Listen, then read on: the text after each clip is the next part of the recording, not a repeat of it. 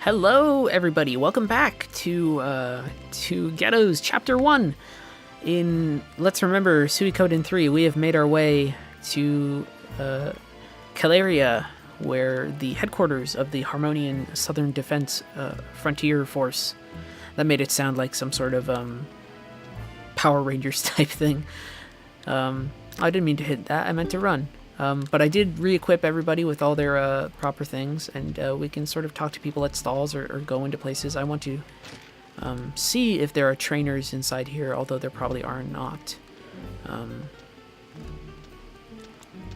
There's a little cat, and a trader. This being a border town, it's a place that's predicated on trade, so you can buy different spices and things like that and sell them to different areas.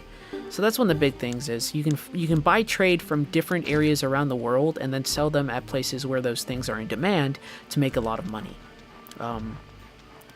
So one of the things, for instance, that you can buy is salt, and maybe a certain place needs salt more than others. I saw a lot of soldiers getting geared up for a long trip. Are you planning a big campaign? I'm not. Are you? I don't know what's going on.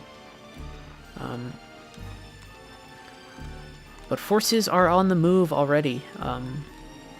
It's very intimidating. But here we go. We're going to see sort of more of what's going on. They're going to all go and chill in the headquarters.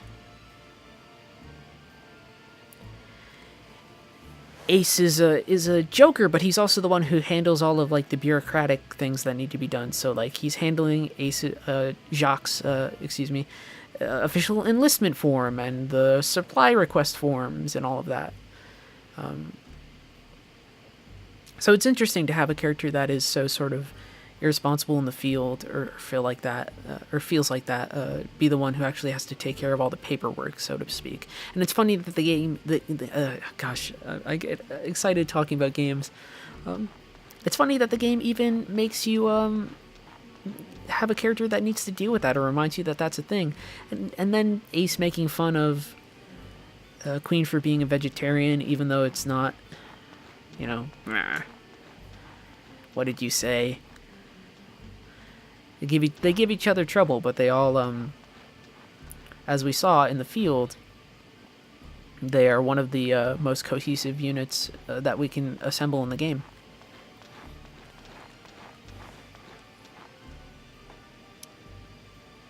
So Ace has left. And we need to go to the inn. Oh, it's the wrong button again. There's going to be a lot of me just going like, wrong button. Is this a trainer? Yes, cool. So Geddoe, I actually want his damage to be, you would think that after a boss fight like that I would have plenty of skill points, but instead we'll just up his accuracy, so CCC. We can't upgrade magic yet. His lightning magic has very good scaling. Upgrade damage and accuracy, right, to get people sort of at levels that are decent. There's a thing there called test, and it lets you know the things that you can get. So if I go to test, for instance, and I go to Joker, it will tell me which if I select certain abilities, if they'll be average, or like if he didn't have repel for some reason, this would mean that if I trained it without him having it, he would have a higher sort of base aptitude. So, like I said, fairly easy to comprehend, which is good. And then, should we? No, we want to up his counterattack.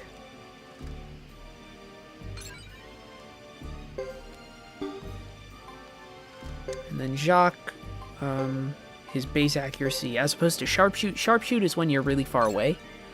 But we want to up his base accuracy. And then Isla, her accuracy is really big, but we can get it up to A. And that is really nice. So because we'll be traveling with this sort of party for a while, until everybody converges. We want each of the core parties that we have access to feel sufficient and sort of well equipped. And now we have to find the inn. That is the trade place. That is items. I don't think this is the inn, but we're going in anyway. Ha ha, you see what I did?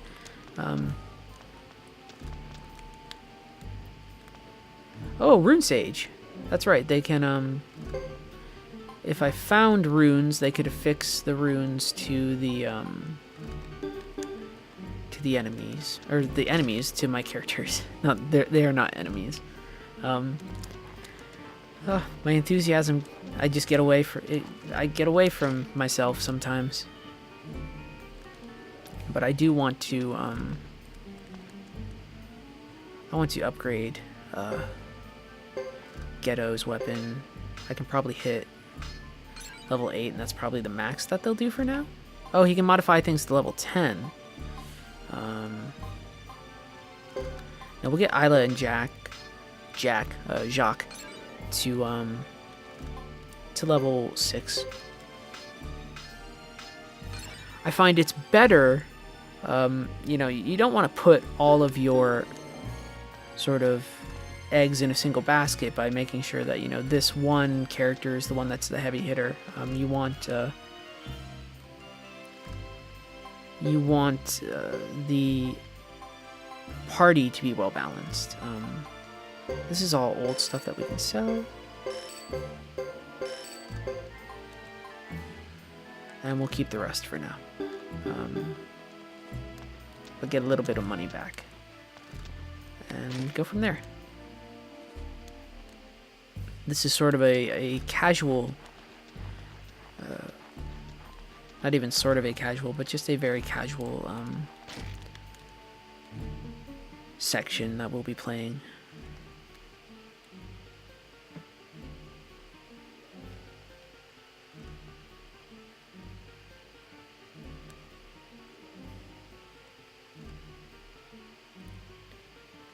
I like that the game also lets characters engage in small talk in a way that doesn't feel perfunctory.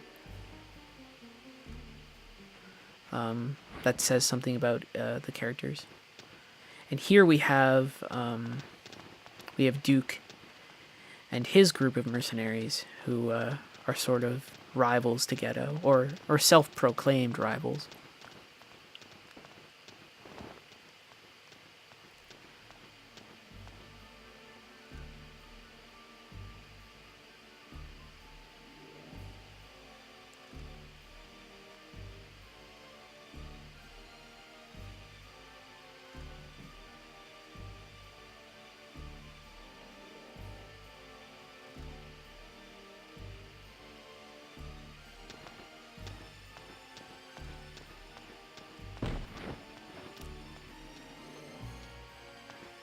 Tensions running high between the two different units of the Harmonian Southern Frontier Defense Force. I take it you're here to play Hunt for the True Rune with everyone else, and Geddoe doesn't quite know what's going on yet. But the reason why most of the Defense Force units are back in town is because they are gathering folks to search for a true rune. And then Geddoe, both of these are in-character responses, but it's just like, Geddoe can just be like, nope, don't care.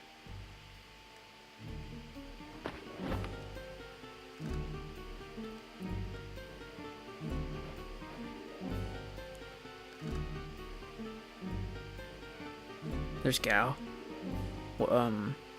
They're like kobolds in this world.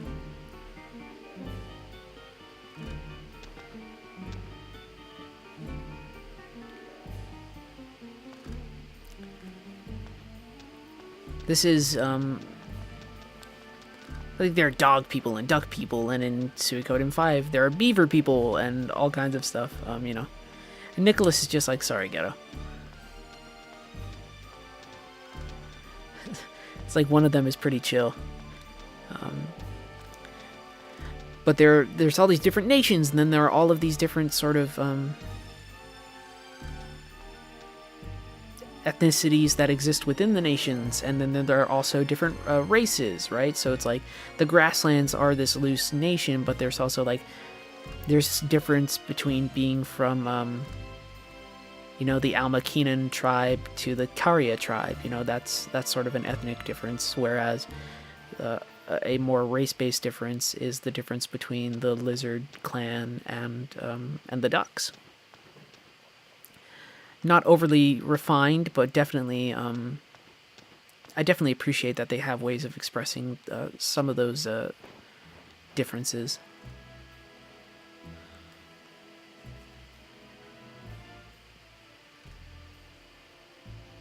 Here we go.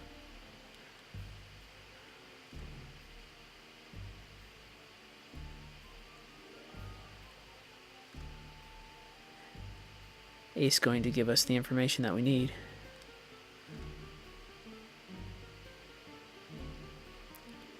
So everybody, or at least Harmonia, is looking for the true fire rune, which we will learn that it belongs to the Flame Champion, who was the leader of the Firebringer years ago.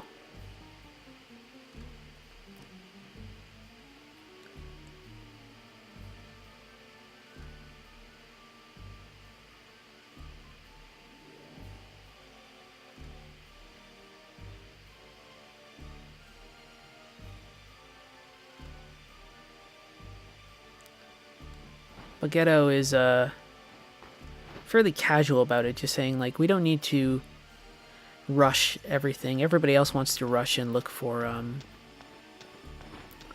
the rune, but we don't have to. Geddoe has some general reasons behind that extend just beyond wanting some R&R, being as informed as he is about certain things, but the rest of the team sort of just is pretty casual about it. What the captain says sort of goes. And then Isla wants another soda.